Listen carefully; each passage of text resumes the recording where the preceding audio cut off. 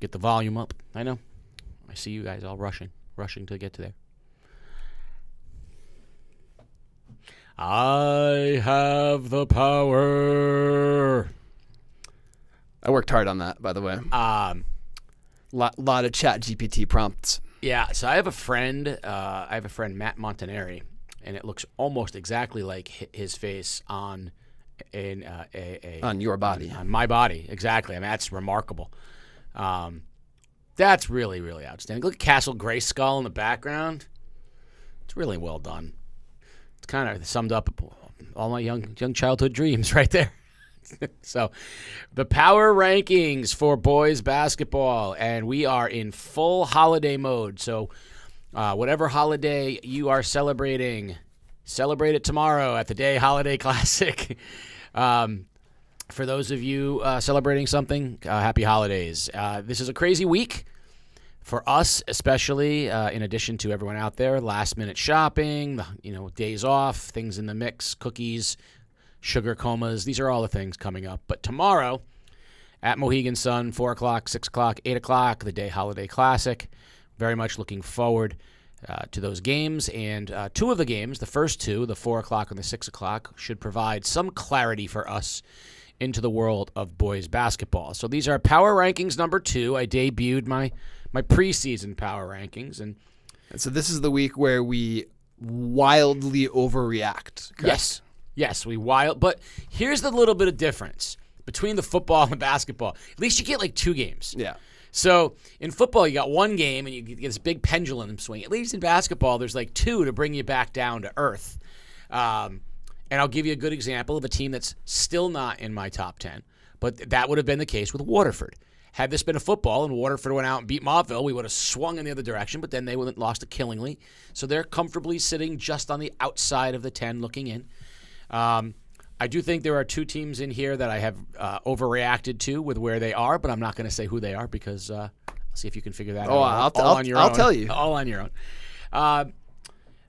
The theme of the week, however, for me was that our teams went out of conference and played some of the elites and did not fare particularly well. The games were, competitive games, but we didn't have like last year where St. Bernard's and New London and we're going out and beating the elites. This year they took it on the chin a little bit. But my number 1 team has not changed. The Fitch Falcons remain my number 1 team in the power rankings. They did lose to Northwest Catholic to drop them to 1-1. But I really do think that this is a team that will be finding its way over the first few weeks as Sakis Reels and Xavier Good and Caden Simons-Gaskin start to get to kind of gel with each other.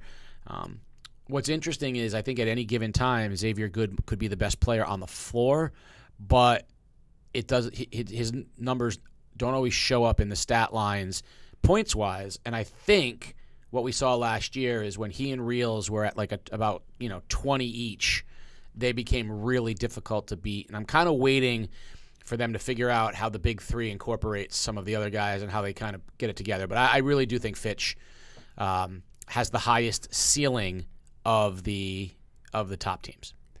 Yeah, and tough to say what does a loss to Northwest Catholic tell us other than Fitch isn't going out to win the D1 tournament in the CIAC. So I think we probably knew. I mean, they're not in that bracket anyway. Correct. But I don't think you or I were projecting them to get a bunch of top 10 votes. No, I don't. And I still think they can make a lot of noise in the postseason like they did last year. But I'm circling January 3rd, where they play Old Lyme, which I think we know what Old Lyme kind of is, and I think that will be an interesting game. So I've circled that one to see the result.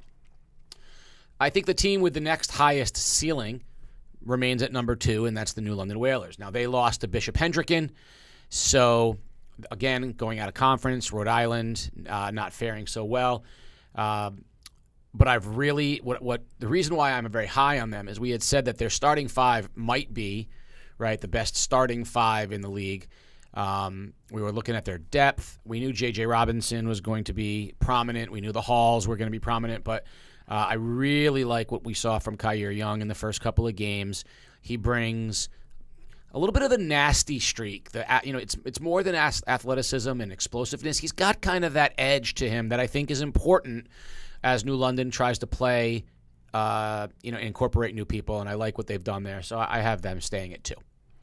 Again, hard to know what does a loss to a theoretically really good team from Rhode Island tell us. I don't know enough about Hendricken's basketball prowess to know what that says. So I don't think you can know from either. I don't think the win over East Lyme tells you anything, and I don't think the loss to Hendricken tells you much. So tomorrow in the Classic, I think we'll get a much better barometer for them. But I'm looking at the 6th and the 9th of January, back-to-back games against Killingly and Griswold.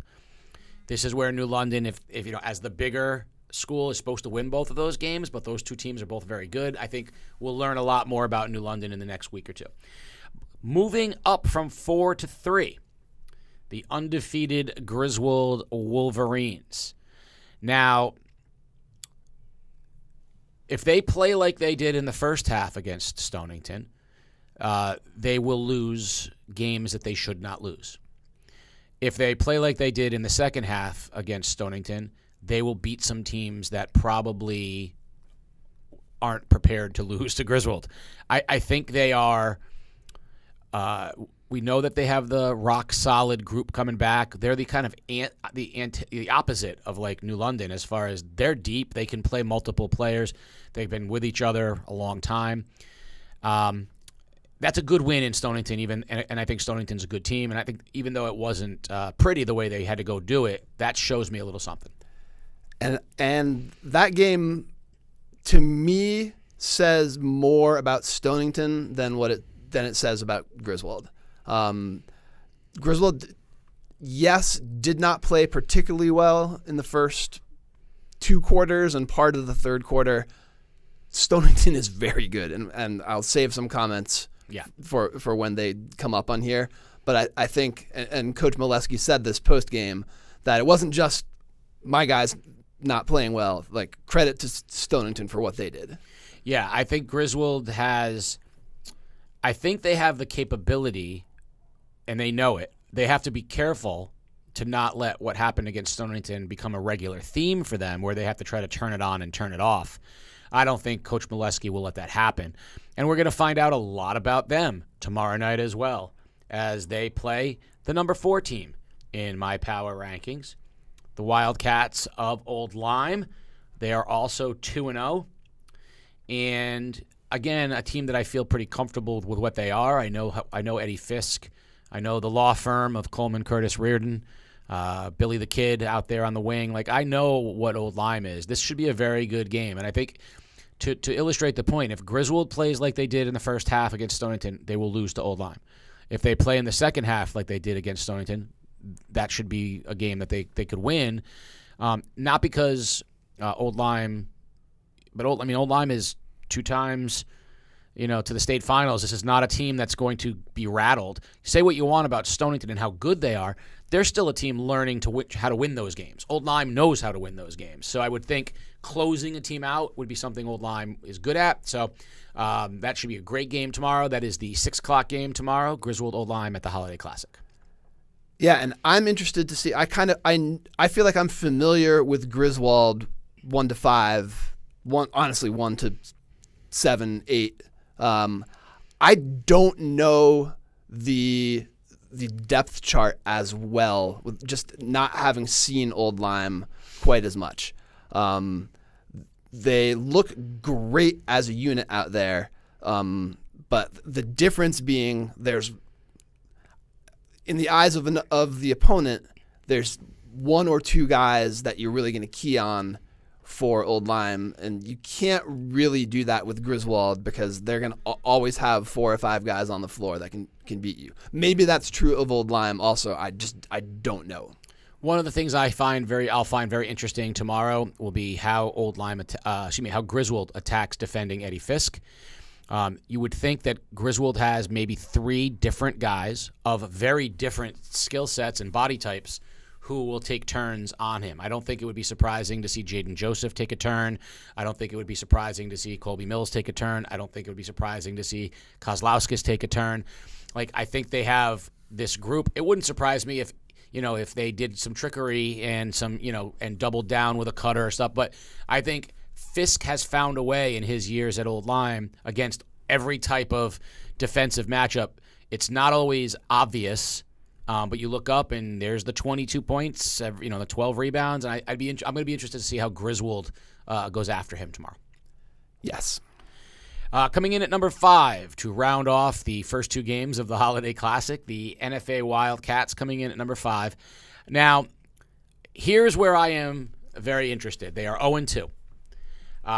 They've also have upcoming games with Northwest Catholic and Killingly, in addition to New London in the Classic tomorrow. Similar to their football team, it is possible that they get off to a very difficult start record-wise, not indicative of how talented they are. I don't think anyone would be surprised if NFA were in the ECC finals, but they also might be a 500 team as they head into the ECC finals because their early schedule is so daunting. I mean, they could be 1-5 to start the year and still a threat to win the whole thing. So they scheduled a very challenging early part of the season, and so we'll see where they end up. But I still have complete faith that NFA is going to be there at the end of the season. Yeah, I mean, and remember last year they got knocked out in the ECC quarterfinals and then made the state semis. So it is a team that knows how to win down the stretch. It's a coach that knows what to do with them, and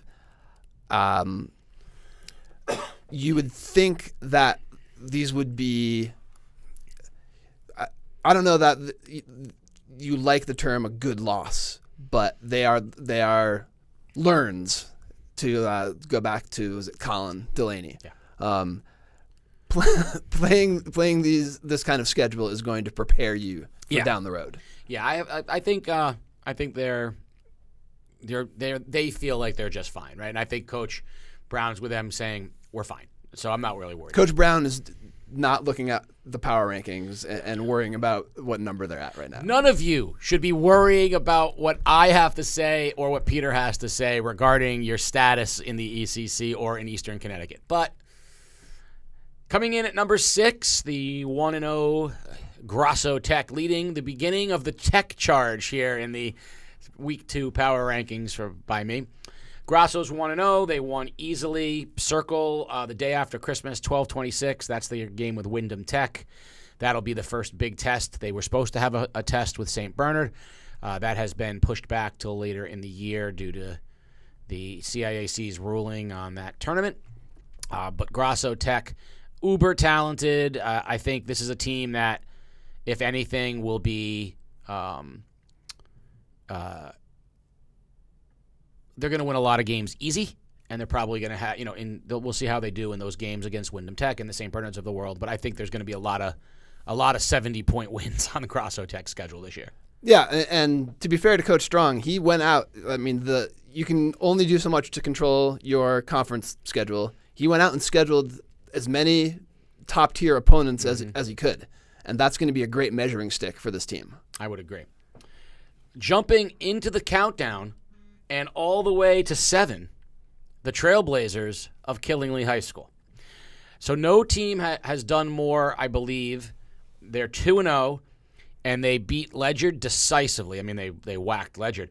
But then they beat Waterford, who had just come off of their win over Montville, and they beat Waterford decisively. I think Killingly, we knew they were going to be good. I said prior to week 1 that even though they weren't in my top 10, that Jimmy Crabtree loved his group and it fully expected them to be good.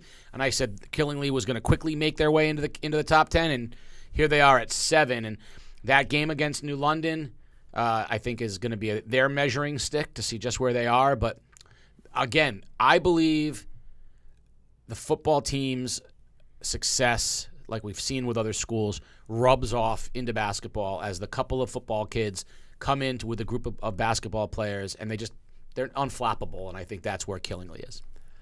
Yeah, I think I overlooked them a little bit in the beginning. Johnny Kazantzis, an all-time great from Killingly, having graduated.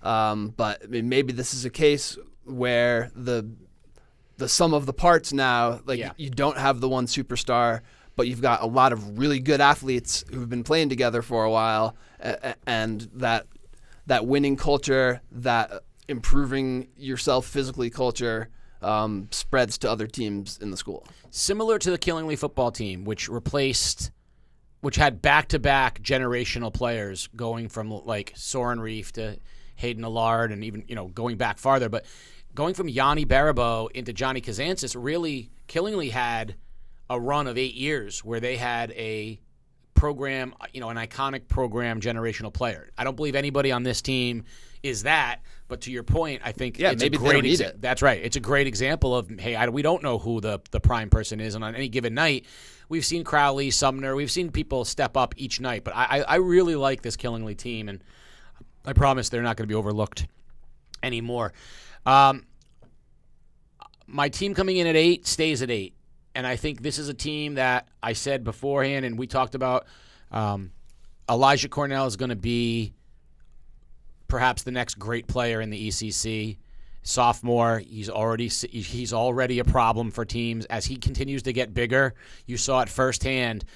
When he stops being sort of that lanky and he starts filling into his size, he's already highly skilled.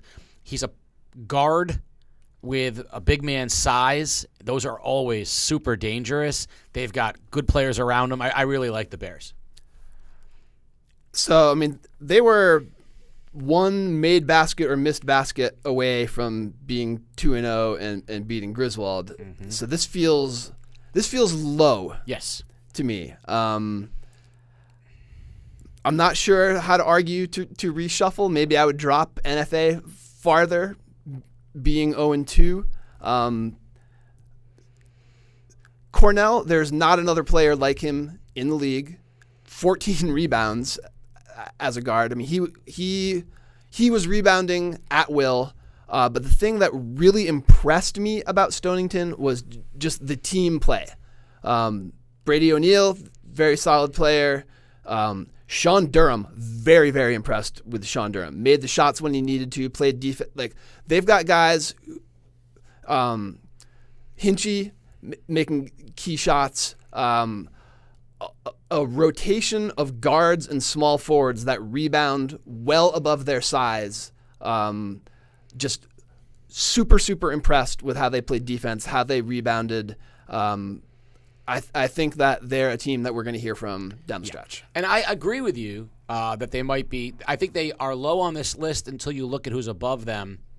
And you realize that because we're bringing in all of Eastern Connecticut now, so because you've got the Grasso Techs and the Old Limes in the world, teams can actually have more success. They're not playing each other all the time. So that's what we ran into. So this week, these coming weeks, where the teams start playing each other will go a long way. I definitely think Stonington Griswold could be a ECC final that you see in Division II for sure. But I like the Bears a lot. So Wyndham Tech's going to move up from number 10 to number 9. They are 1-0. I talked a lot about them in the opening rankings. That game on the day after Christmas against Grasso Tech's going to say a lot about, I think, both teams. I think Grasso Tech feels they're better this year than last year because they're a year older. All those kids are back. Plus, they've got some incoming kids. I think Wyndham Tech feels like we've got the two. We've got Batman and Robin, and they'll carry us. And last year, those games were very, very close. The 26th. If you're looking for something to do the day after Christmas, yeah, that's the spot. That's the place to be. 100%. All right. Coming in at number 10, Ellis Tech. Who? Where? What? Ellis Tech is 2-0. Wins over Lyman. Wins over Putnam. We said that the power rankings are about doing what you can do versus the schedule you have. They are 2-0. They've played two reputable teams. I know people thought Putnam would be a team that might be okay, and Lyman, and they beat them both. So for this week, Ellis Tech cracks our top 10.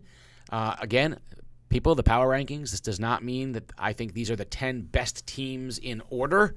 It means how teams have done versus the schedule they have. And to Ellis Tech, they went out and did exactly all they could do. They went out and won both of their games. So kudos to them. Yeah, I think that we owe it to teams in this area that if you open the season undefeated, you belong in here. And let's see if they can keep that going. Some good athletes on that Ellis Tech team. Looking through the scores out there, I recognized right away Lyric Teven from the Valley Panthers. So I think a lot of things to be excited about up at Ellis Tech, sports-wise. 100%. I couldn't agree with you more, and I'm happy to put them in the top 10. Dropping out were Ledyard, who's just off to a rough start, and Montville. I'm going to give Montville an asterisk next to theirs. They lost to Waterford when Jace Chung didn't play in the second half because of an eye injury. And then Montville came back and won their second game. I fully expect the Wolves to be back in this top 10 in the upcoming weeks. I mean, this is crowded though. We've got bubble teams like Waterford's got an argument to be in here. I know St. Bernard thinks they belong, and we just haven't seen a result from them yet. That's right. So, and here's the thing I'll say: unlike football guys, you're only going to be able to rest on your schedule a bit longer. So, a couple teams in there. Like you said, we've been hearing about Putnam, we've been hearing about Woodstock Academy, we've been hearing about Wyndham. So yeah. This is competitive. This is fun. 100%. So if you're a team in here and you've got a loss on your record, or maybe 2 losses on your record, I'll do it directly. NFA could find themselves out of next week's power rankings if they lose a couple games, which they could. Doesn't mean I don't think that they're one of the 10 best teams. It just means that they're going to have to drop out so that a team that has maximized their possibilities goes in, and I'm looking forward to this being topsy-turvy all year long. Tomorrow, Holiday Classic, live from Mohegan Sun, 4 o'clock, New London and NFA, 6 o'clock, Old Lyme and Griswold, 8 o'clock. West Haven High School versus the 2-time defending state champion Notre Dame of West Haven, led by Conn College's own Jason Shea and Arkansas-bound Abdu Toure. Rumors abound that perhaps a famous face might appear in the crowd tomorrow at Mohegan Sun. Sports Doctor? That is 100%. The Sports Doctor will be there, but all I'll say is Abdu Toure is committed to